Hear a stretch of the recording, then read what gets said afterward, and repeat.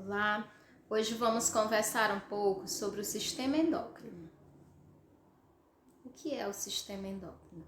O que é um sistema?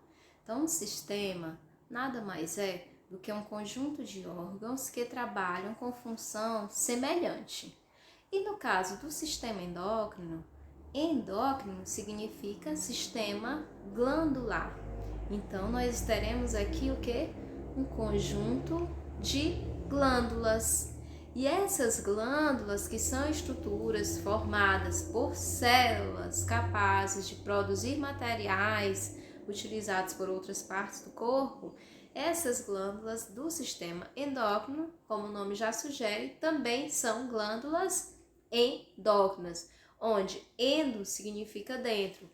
Então, glândulas endócrinas, porque liberam seus produtos dentro do corpo, tá? Então, o sistema endócrino é um sistema formado por glândulas endócrinas. Quem são essas glândulas endócrinas em questão?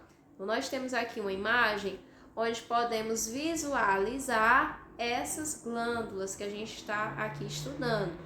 Hipófise, tá?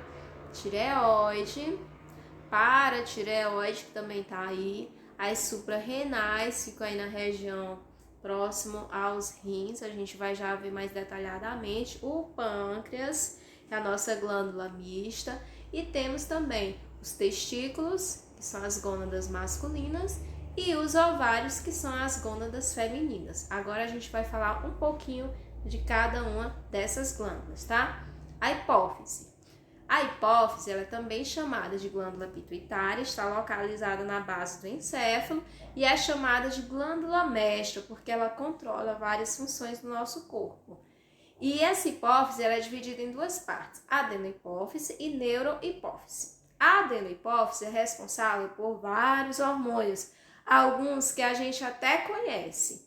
Professora, e o que são hormônios? Hormônios são essas substâncias que a gente comentou, que são produzidas pelas glândulas endócrinas que fazem parte do sistema endócrino.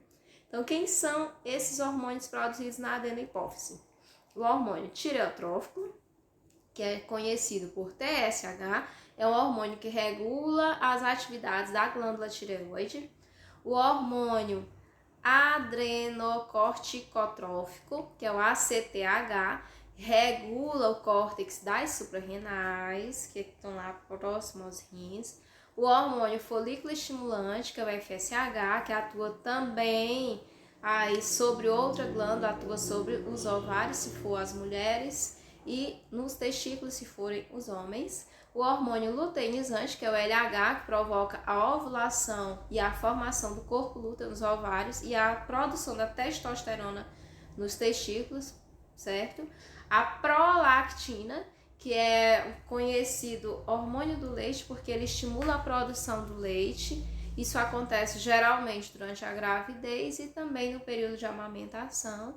Então, assim, não há uma relação que só quem tá grávida é que vai produzir leite, gente. Tanto é que antigamente existiam as mães de leite, né? As mulheres que amamentavam as filhas das suas patroas. Por quê? Porque o prolactina é um hormônio, certo? Que estimula a produção de leite e que ele pode ser induzido à produção graças à sucção. Por isso que se diz que quanto mais indução à mama, mais leite é produzido, tá? Então, o hormônio do crescimento, o nome já sugere que é o hormônio que induz o crescimento, que é também chamado de somatotropina ou GH. Já a neurohipófise, ela é responsável pela produção da ocitocina, que é o hormônio do parto, que é o hormônio que estimula as contrações uterinas, e o hormônio antidiurético, que é o que controla a eliminação de água através da urina, que é também chamado de vasopressina. Então, entendam, a hipófise ela é chamada de glândula mestra porque tá aí, ela controla várias glândulas do nosso corpo, várias funções do nosso corpo, tá? Tireoide. Então, a tireoide está localizada aqui nessa região do nosso pescoço, produz dois importantes hormônios, que é a tiroxina e a triiodtironina. E esses dois hormônios importantes ajudam a manter normal a pressão sanguínea, o ritmo cardíaco, tônus muscular, as funções sexuais, ou seja, fazem uma regulação do metabolismo do nosso corpo, tá? Um outro hormônio relacionado aí à tireoide é a calcitonina, que reduz a concentração de cálcio no sangue, que é muito importante. O cálcio faz parte da formação dos ossos, então ela faz esse controle aí para que não haja uma quantidade excessiva de cálcio no sangue, e sim que ele fique no local correto. Existem dois problemas de saúde relacionados aqui à tireoide, né, que são chamados distúrbios metabólicos, que pode ser o hipertireoidismo ou o hipotireoidismo. Hiper vem de muito e hipo vem de pouco. Então, o hipertireoidismo é quando a tireoide está produzindo hormônios a mais, e o hipotireoidismo quando está produzindo hormônios a menos. E aí existem sintomas característicos, mas só uma avaliação de especialista para identificar se realmente está acontecendo um problema, porque podem ser outras relações aí, tá? O hipertireoidismo, por exemplo, a pessoa emagrece com mais facilidade, fica mais agitado.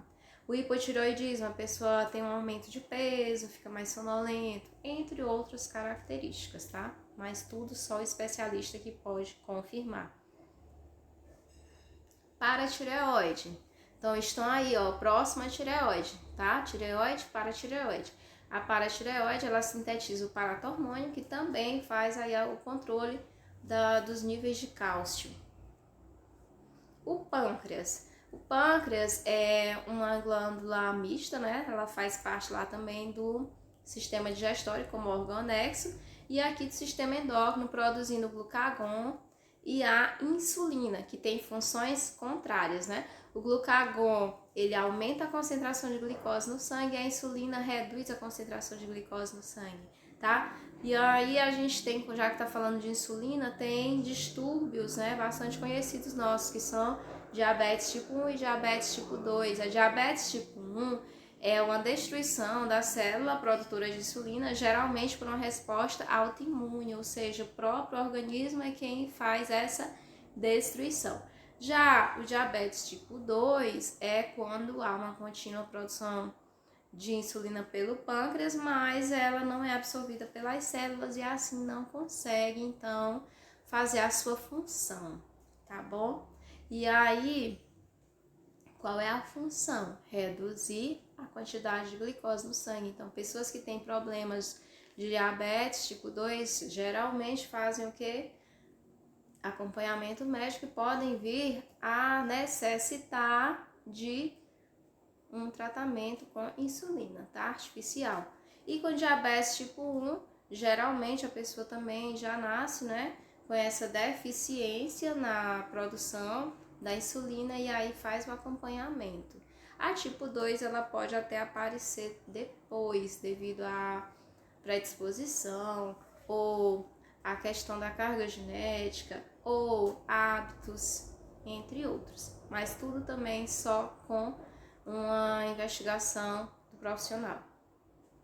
As suprarrenais, elas são também chamadas de adrenais, encontram-se aí acima dos rins, como a gente pode ver na imagem, e são divididas em duas regiões, córtex e medula. No córtex são sintetizados os corticosteroides, a partir do colesterol. Então, o colesterol, ele tem sua função benéfica, que está aqui, ó, relacionada à glândula suprarrenal. Então, o principal mineral corticoide é a aldosterona, e o principal glicocorticoide é o cortisol. E lá na medula a gente tem a produção dos hormônios adrenalina e noradrenalina. A adrenalina, ela é muito conhecida nossa, é aquele hormônio que é responsável pelas situações de estresse, de susto, de raiva, que faz o coração acelerar, a pele ficar avermelhada, as mãos suadas. Então ele prepara o corpo para essa situação. E aí vem o cortisol, que faz o mecanismo contrário, certo? Ele vai acalmar, ele vai desacelerar, ele vai fazer o sangue circular direito para que a gente pare de ficar avermelhado o rosto, entre outros. Então, um faz e o outro desfaz. E as gônadas? Então, as gônadas, como a gente viu lá atrás, lá na primeira imagem, o que é que acontece? Eu tenho diferença. Se for o homem, são os testículos.